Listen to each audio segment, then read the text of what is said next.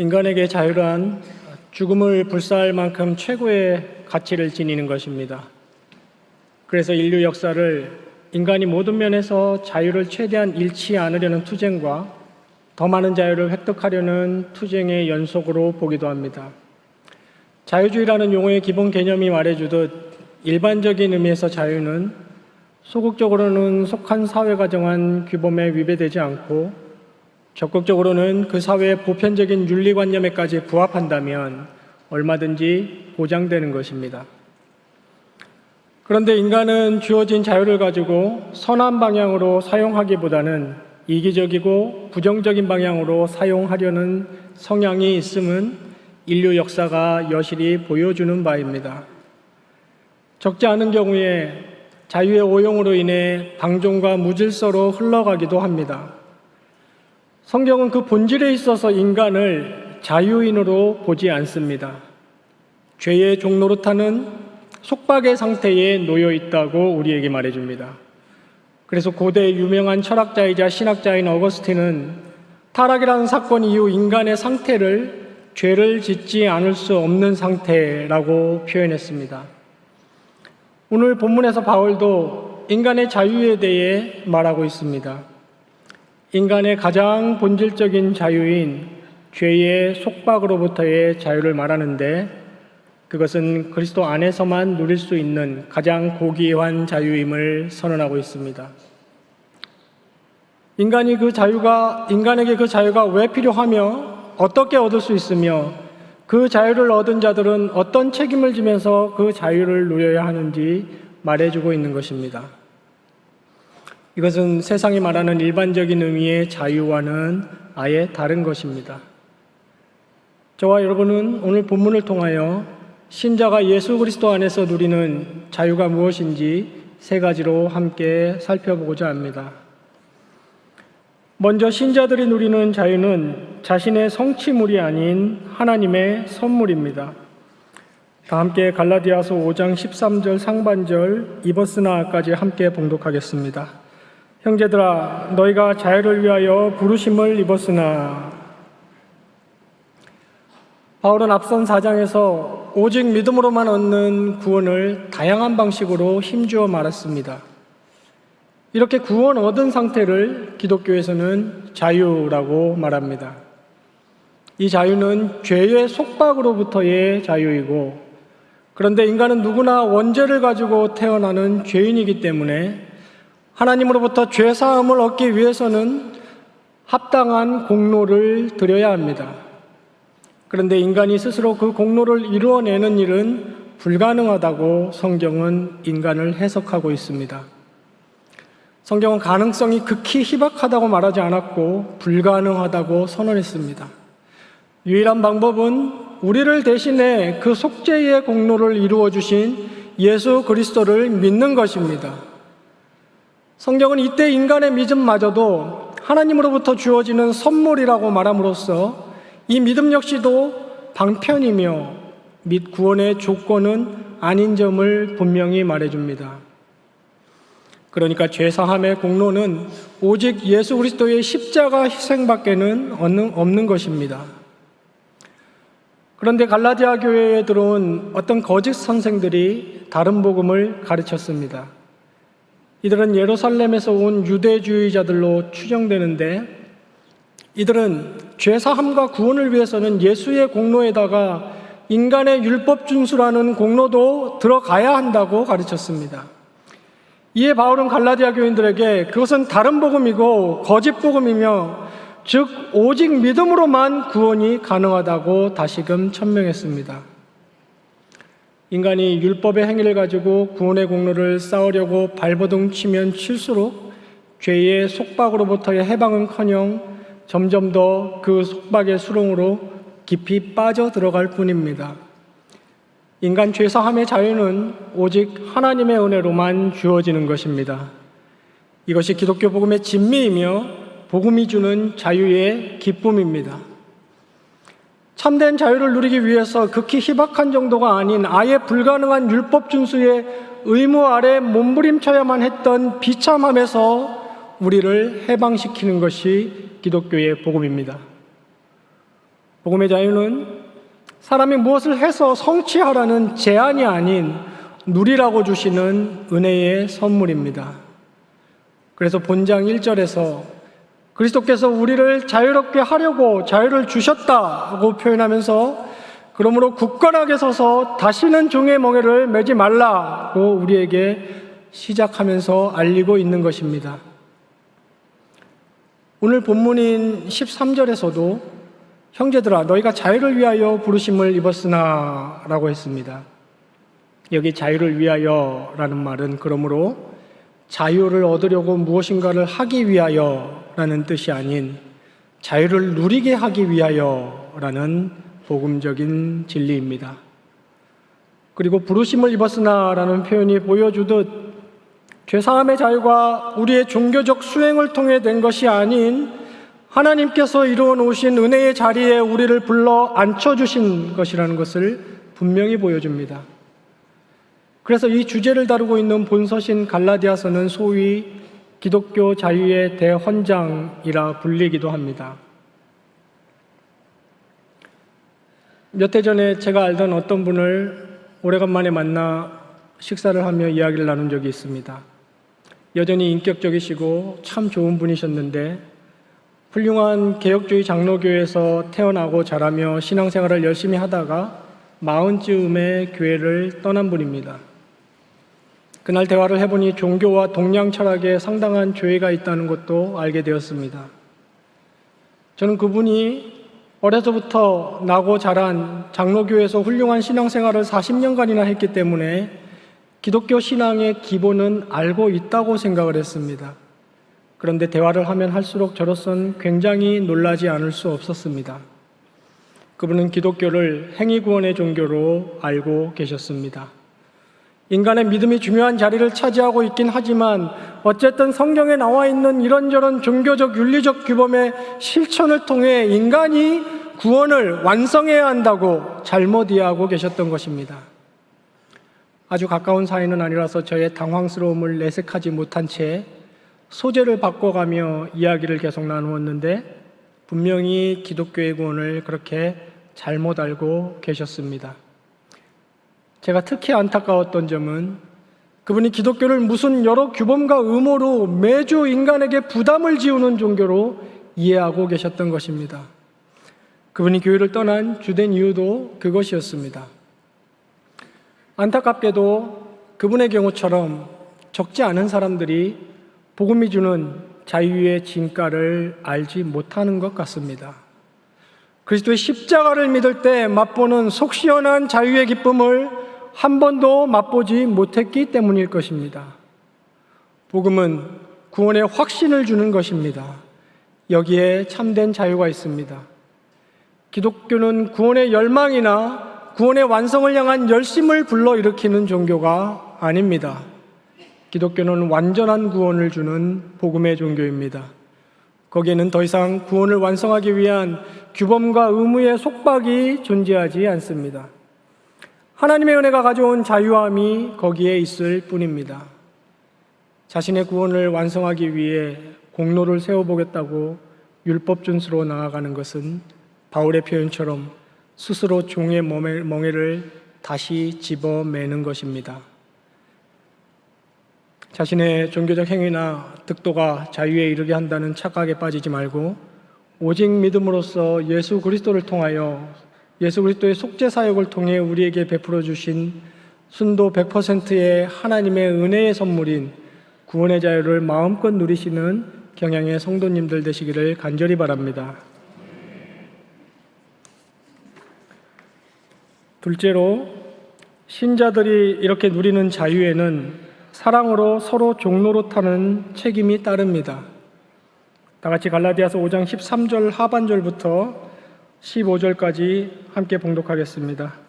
그 자유로 육체의 기회를 삼지 말고 오직 사랑으로 서로 종노릇하라.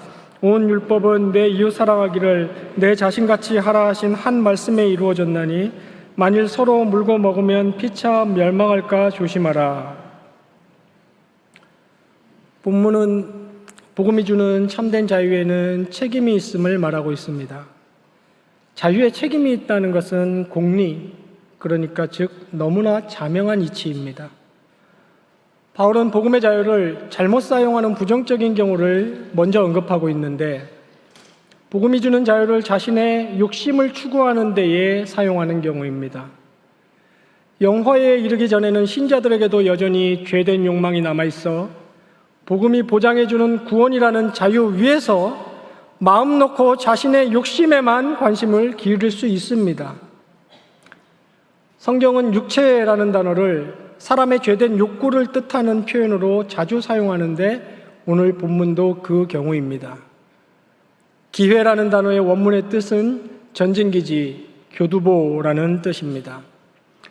그러니까 오늘 여기 본문의 육체의 기회를 삼다라는 말은 자유를 자기의 욕망을 마음껏 채우는 전진기지로 삼는다라는 말인데, 사람이란 그렇게 되기 십상이고 그것은 사실상 복음의 자유를 누리는 길이 아닌 것입니다.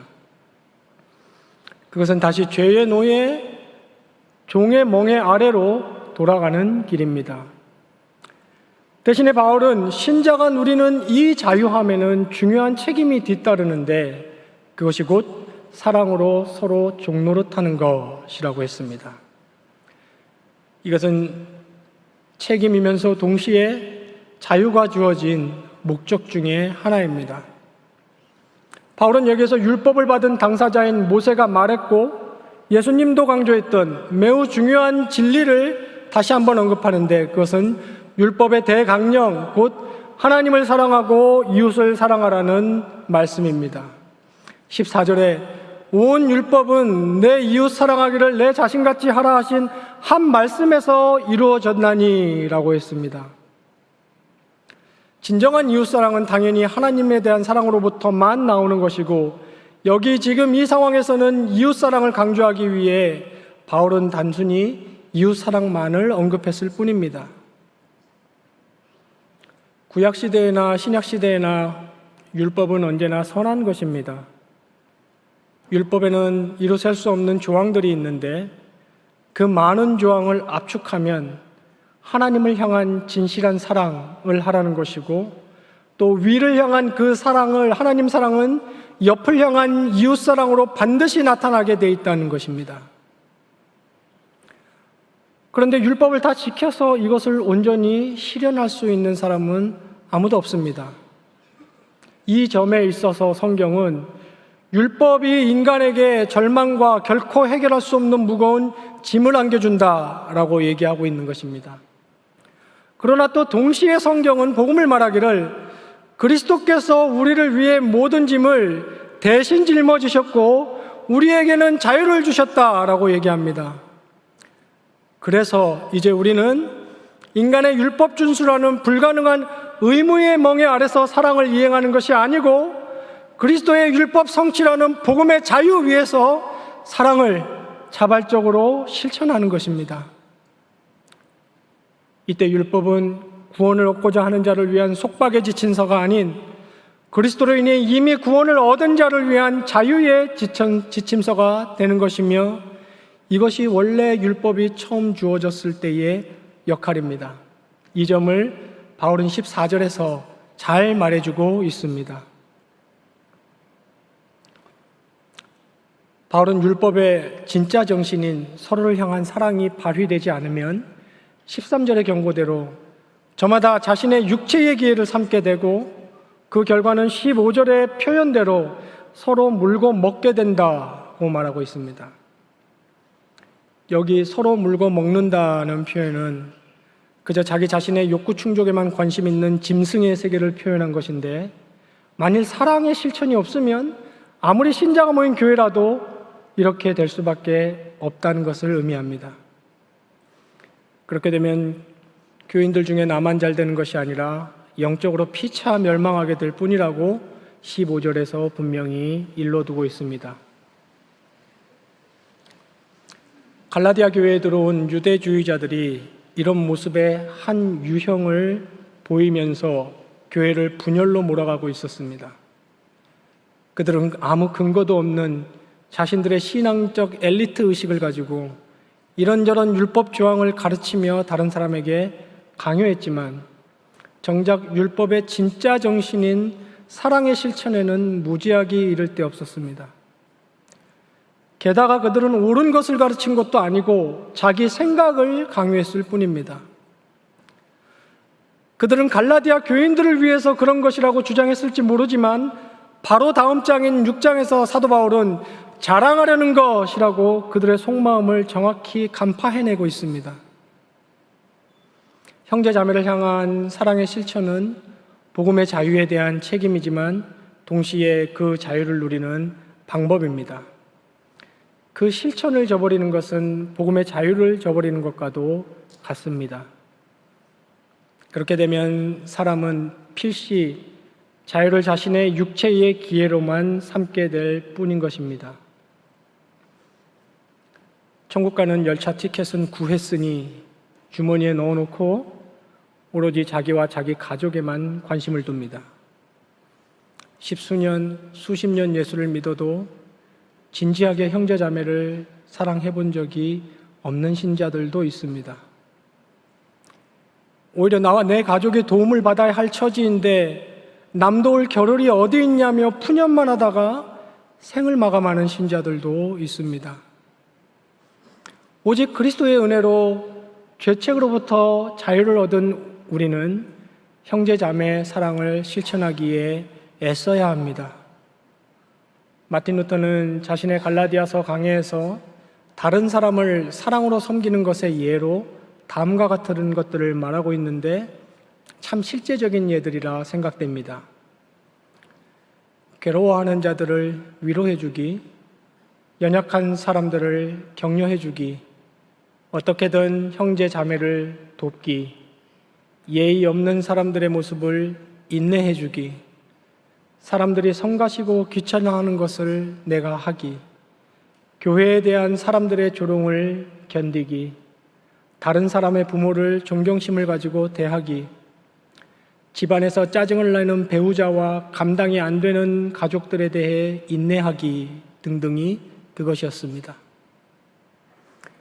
우리는 같은 교구와 전도의 식구들의 일에 관심을 가지고 내 일처럼 기도하며 물신양면으로 조금이라도 사랑을 실천하기를 힘써야 하겠습니다.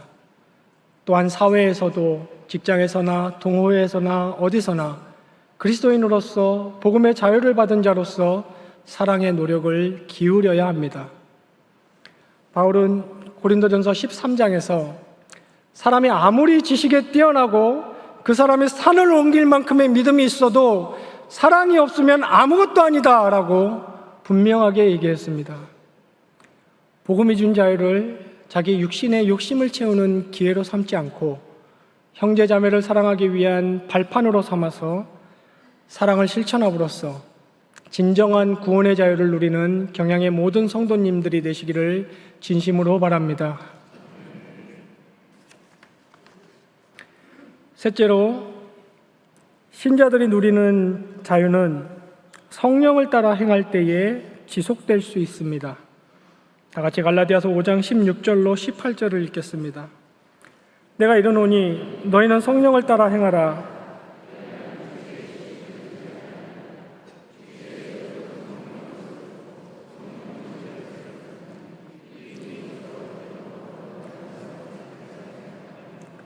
너희가 만일 성령의 인도하시는 바가 되면 율법 아래에 있지 아니하리라. 바울은 자유를 가지고 자기의 육체의 욕심을 채우려 하지 말고 이웃을 사랑함으로써 섬기라고 이미 언급했습니다. 여기에서는 성령을 따라 행하라, 그리하면 육체의 욕심을 이루지 아니하리라 라고 말하고 있는데, 그러니까 앞에서 강조했던 육체의 욕심을 이루지 않는 것, 즉 다른 말로 해서 사랑으로 종로로 탈 수 있는 방법을 알려주고 있는 것입니다. 그것이 곧 성령을 따라서 행하는 것이라고 했습니다. 여기 행하다의 원어를 직역하면 걸어가다라는 뜻입니다. 그러니까 이 말은 단순히 어떤 것을 하는 것을 말하는 것이 아니고 특정한 가치관이나 세계관의 레일 위를 따라서 걸어가는 것, 즉 삶을 영위해가는 것을 의미합니다. 그렇다면 성령을 따라 행한다는 것은 구체적으로 무엇을 의미하는 것이겠습니까? 성경에서 몇 가지 정의들을 얻을 수 있지만 이 갈라디아서 문맥에서 보자면 그것은 믿음으로 살아가는 것입니다. 신자가 믿음으로 말미암아 구원을 얻은 것과 꼭 같이 신자는 믿음으로 말미암아 삶을 살아가는 것입니다. 우리에게 구원 얻는 믿음을 주신 성령께서 우리 안에 거주하시며 우리의 삶을 온전히 인도해 주신다는 사실을 믿는 것입니다. 한마디로 하나님을 향한 신뢰입니다. 우리 삶의 과거에 대한 후회와 한탄과 죄책감, 내 앞날에 대한 두려움과 걱정 모든 것을 주님을 믿는 믿음으로 내어 맡기고 거기서 자유할 때 육체의 소욕을 이길 수 있으며 그러한 자유함을 얻을 때에만 형제 자매를 사랑할 수 있습니다. 바울은 17절에서 이 성령과 육체의 소욕은 서로 정면으로 대치되는 것임을 알려주고 있습니다. 완전히 반대되는 성격인데 육체의 소욕을 이루지 않으려면 성령을 따라 행해야 하고 성령을 따라 행하지 않으면 반드시 육체의 소욕을 이루게 되어 있다는 것입니다. 이것은 우리 안에서 일어나는 영적 전투와도 같습니다. 본장 5절에서도 바울이 우리가 성령으로 믿음을 따라 의의 소망을 기다린다라고 한 것에서 잘 드러나듯이 우리는 아직 완전한 의의 본향에 입성하지 못한 것입니다. 우리의 의가 확정되었지만 시간이라는 개념 속에 소망하며 기다리고 있는 것입니다. 따라서 성령께서 우리 안에 내주하시지만 우리는 여전히 남아있는 우리 육체의 소욕과 전투를 치르기 마련입니다. 만일 우리가 성령을 따라 믿음으로 행하지 않는다면 반드시 자신 육체의 소욕을 추구하게 될 것이고 이는 곧 자유인이 아닌 육심의 종 예수 그리스도가 우리를 끌어내신 죄의 노예 아래로 다시 들어가게 되고 맙니다. 그러면 다시 율법의 저주 아래 놓이게 되고 바울은 이 사실을 18절에서 잘 묘사하고 있는데 너희가 만일 성령의 인도하시는 바가 되면 율법 아래에 있지 아니하리라 라고 했습니다. 구원 얻는 믿음을 선사하신 그 성령이 내 삶을 계속 인도하신다는 믿음을 우리는 가져야 합니다. 이것이 곧 오늘 본문에서 말하는 성령을 따라 행하는 것입니다. 그렇게 함으로써 우리 삶의 죄책감과 두려움과 탐욕으로부터 자유함을 누릴 수 있습니다. 이렇게 전적으로 주님을 신뢰하며 하루하루 성령의 인도를 따라 성령 충만의 자유함을 누릴 때 우리는 비로소 우리 삶의 현실을 바르게 직시하게 됩니다. 내 삶의 모든 영역에서 현실적인 목표와 소망을 품고 하나씩 하나씩 자유롭게 이루어가며 성취와 발전을 맛보게 됩니다. 내 코가 석자지만 교구의 다른 이들의 어려운 형편이 눈에 들어오기 시작하고 지극히 작은 것이지만 어떻게든 도움의 손길을 주고 싶어질 것입니다. 시간 없다 돈 없다 하며 엄두도 못 내던 교회 봉사나 헌금에 작은 첫걸음도 내디딜 자유를 우리는 누리게 될 것입니다. 반대로 믿음 없이 성령을 따라 행하지 못할 때 우리는 성령의 인도가 아닌 육체의 욕심으로 내 하루하루를 채우려고 하게 되고 그러면 왜곡된 시각으로 삶의 현실을 직시하게 되며 결국엔 다시 죄의 노예로 전락해 가고 맙니다. 거기에는 복음이 가져다주는 자유가 없습니다. 육체의 자유함 가운데 육체의 욕심을 이루려는 내 속의 죄된 자아와 싸우면서 언제나 믿음을 가지고 성령을 따라 살아가므로 주님이 주시는 참된 자유, 기독 신자들만이 누리는 진짜 자유를 계속해서 누리는 경향의 모든 선동님들 되시기를 간절히 바랍니다. 성도 여러분, 공기나 물이나 식량과 같이 사람에게 있어서 가장 근본적인 필요들은 스스로 창출해낼 수 있는 것이 아니고 주어지는 것입니다. 마찬가지로 사람이 무슨 업무의 완성이나 환경의 개선 또는 어떤 문제의 해결을 통해 그것들로부터 자유로울 수는 있지만 가장 근본적으로 필요한 죄의 속박으로부터의 자유는 절대 스스로 얻을 수 없는 것입니다. 그것은 주어지는 것입니다. 또한 이 세상 자연의 세계나 인간의 의식 경험의 세계에는 과학이나 논리로 설명될 수 없는 역설이 엄연히 존재합니다. 꼭 마찬가지로 복음이 주는 자유에도 신비한 영적 역설이 있는데 죄의 노예에서 자유를 얻어 사랑의 노예가 된다는 사실입니다. 그 자유를 가지고 형제 자매와 내 가족을 사랑으로 섬기는 종이 되는 것입니다. 자유는 또 다른 얽매임이기 때문입니다. 은혜로만 자유를 얻고 다시 사랑으로 섬기는 자유로운 종이 되는 일에는 분명 내적 치열한 영적 전투가 따를 것입니다. 이것은 마치 테러 집단과의 전쟁에서 완전히 전쟁 승리를 종식하고 고했지만 아직 그 잔당들이 이곳저곳에 남아 소규모로 전투를 치르는 것과도 같습니다. 언제 어디서 어떻게 공격해 올지 모르니 여전히 우리는 경계태세를 늦추지 말아야 합니다. 예수 그리스도는 사탄의 세력을 완전히 멸하셨고 우리를 죄와 사망으로부터 완전히 영원히 자유케 하셨습니다. 그러나 최후 심판의 그 날이 오기까지 우리는 자유인으로서의 삶을 살기 위해 우리 육체의 소욕과 끊임없이 매일 싸워야 합니다. 그리고 그 일은 우리가 구원을 믿음으로 얻었듯이 우리의 삶 역시도 주님을 믿는 믿음으로 성령을 따라 행함으로써 성취할 수 있습니다. 은혜로만 주어지는 죄의 속박으로부터의 참된 자유함으로 육체의 소욕을 충족시키는 그러한 발판으로 삼지 말고 서로 사랑으로 종노릇하기를 실천하는 가운데 성령을 따라 행함으로 육체의 욕심을 이겨내고 끝까지 참된 자유를 누리는 경향의 모든 성도님들 되시기를 진심으로 축원합니다.